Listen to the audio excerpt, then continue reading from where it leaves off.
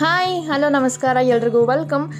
ಇದು ಬಂದು mini vlog. So ಈ ವ್ಲಾಗ್ ಬಂದು ಏನಪ್ಪ ಅಂದರೆ ಯಶು ಸ್ಕೂಲಲ್ಲಿ ಬಿಲ್ಡರ್ಸ್ ಡೇ ಅಂತೇಳಿ ಸೆಲೆಬ್ರೇಟ್ ಮಾಡಿದರು.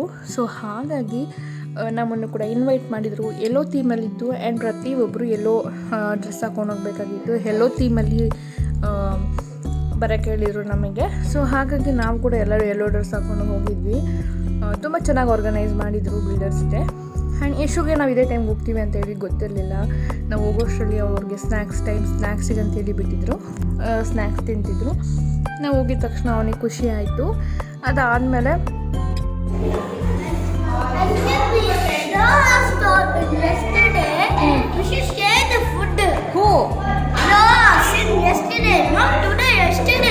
You did not share the food? No, teacher told.